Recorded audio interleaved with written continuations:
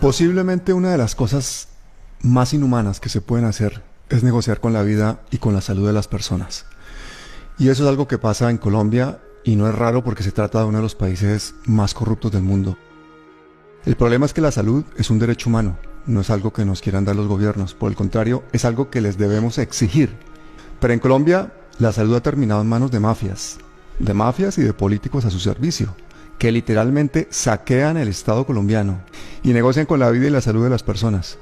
Y para entender ese drama que viven 50 millones de personas, hemos invitado a una mujer brillante y valiente que nos va a contar, en términos claros y contundentes, qué es lo que está pasando con la salud en Colombia.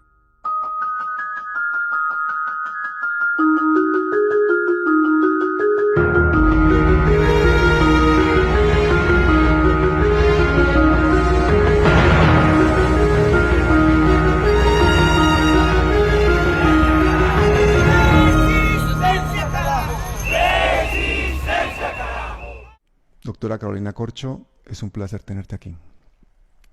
Muchas gracias, Pablo, por esta invitación para hablar este tema que constituye, digamos, la causa de nuestra vida.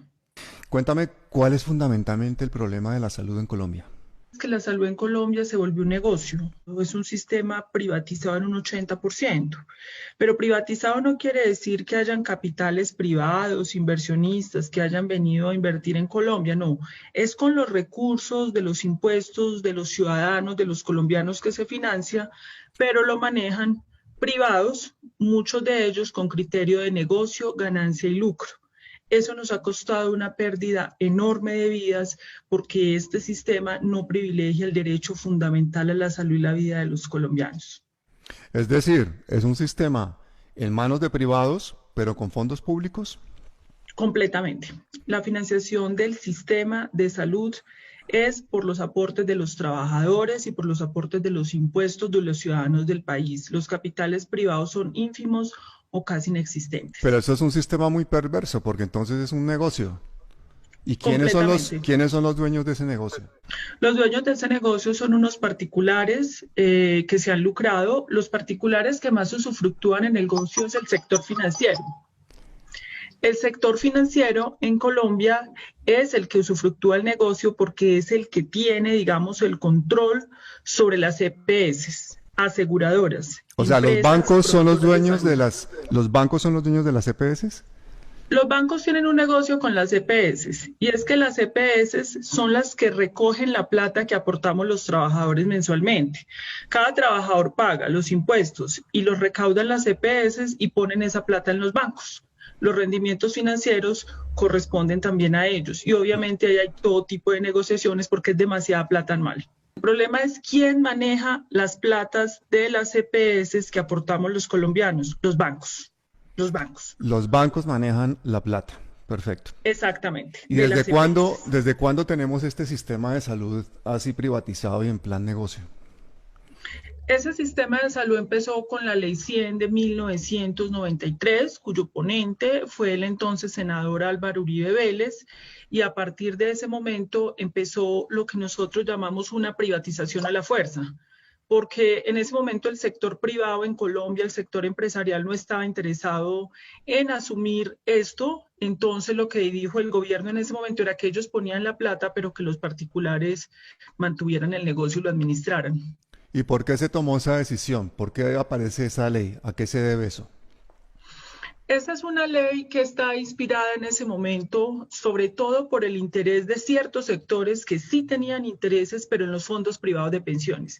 O sea, el interés de los sectores empresariales en Colombia no era sobre la salud, era sobre las pensiones, porque la ley 100 no es solamente una ley de salud, es una ley de riesgos profesionales, pensiones y salud.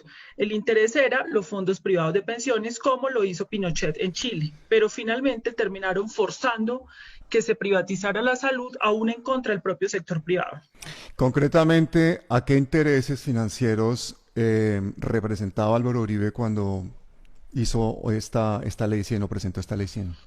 En el momento en que él hizo la ley 100, los intereses, como te digo, eran de los fondos privados de pensiones, donde está el sector financiero, donde está el Grupo Aval y donde está el Grupo Empresarial Antioqueño. efectivamente. Pero en ese momento el sector financiero no veía interés en la salud. El interés en la salud la vieron después cuando se dieron cuenta que las EPS eran un vehículo para capturar los recursos y los aportes de los colombianos, que son billonarios. O sea, Uribe, cabeza de lanza, presenta la ley 100 para que básicamente el Grupo Aval y el Grupo Empresarial Antioqueño se queden con las pensiones y ya de paso se quedaron con la sanidad de los colombianos. Inicialmente fue así y en este momento el principal, digamos, que tiene el manejo de los recursos de los colombianos es el Grupo Empresarial Antioqueño. La mayoría de las cuentas de los recursos que se manejaban en este país están en Bancolombia.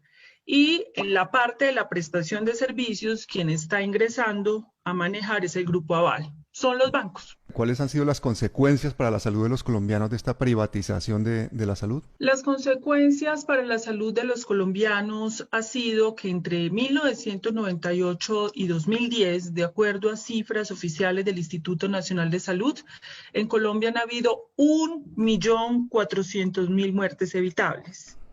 Esto es la mortandad más grande de la historia de este país. Es decir, muertes que se hubieran podido evitar con una gestión de determinantes de la salud y de la salud en el país. Perdona, Carolina, eso que estás contándome es gravísimo. 1,5 millones de muertes, o sea, 3 conflictos directamente, o sea, 3 veces más de lo que hemos tenido por el conflicto y por la violencia en Colombia.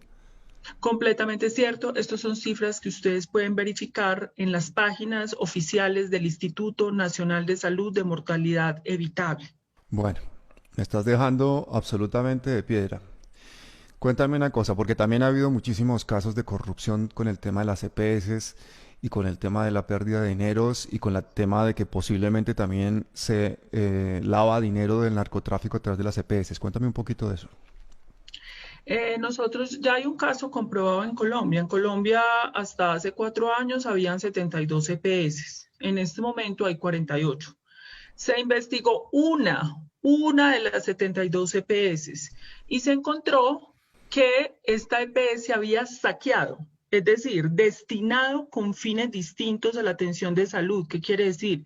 Pago de trabajadores, medicamentos, camas, hospitalizaciones, 1.5 billones. Pablo, ayúdame a hacer esa conversión en dólares y en euros. 1.5 billones, solo una EPS investigada y en un solo periodo. Eso es el tamaño de la corrupción y eso es lo que sabemos. Lo que no sabemos puede ser peor.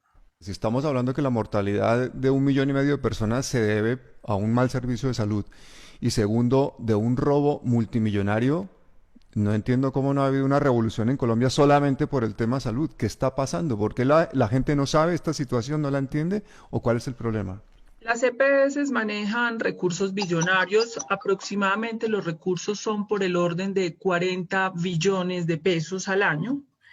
Estos recursos de 40 billones de pesos, ellas extraen plata para la pauta, para poder manejar, digamos, todo el control, para controlar el Congreso de la República. Se ha comprobado que pagan congresistas para que aprueben los proyectos de ley que requieren para que se mantengan y evidentemente pauta publicitaria para mantener persuadiva a la ciudadanía colombiana de que ellos no son el problema. O sea, las EPS hacen cabildeo, es decir, lobby a los congresistas y aparte de eso pagan publicidad para mantener al pueblo colombiano, digamos, anestesiado y a sus gobernantes en nómina, ¿no? Completamente, está completamente demostrado, controlan a los ministros de salud, a los superintendentes de salud. La superintendencia es quien debe controlar las EPS, pero eso es una puerta giratoria. Entran a la superintendencia, salen a trabajar a las EPS y entran en la superintendencia. Así se la pasa. Las puertas giratorias. Y yo creo que ahora con la pandemia, pues como que se le han visto todas las costuras al sistema de salud colombiano y hemos visto toda clase de medidas absurdas. Cuéntame cuál ha sido el manejo de la pandemia en Colombia. No, el manejo de la pandemia en Colombia ha sido un desastre, así como en el mundo. Yo creo que la clase política global y la clase política colombiana, inclusive la alternativa, está completamente interpelada quedó al desnudo frente a esta pandemia. Colombia tiene de los peores indicadores de mortalidad por 100.000 habitantes, solo lo supera Argentina. Es decir, desde el punto de vista de indicadores objetivos, aún con el subregistro en Colombia, Colombia está dentro de los 10 peores países del mundo. Vale. En mortalidad, en contagios, en nuevos contagios, aún cuando hay un subregistro. Objetivamente es indefendible.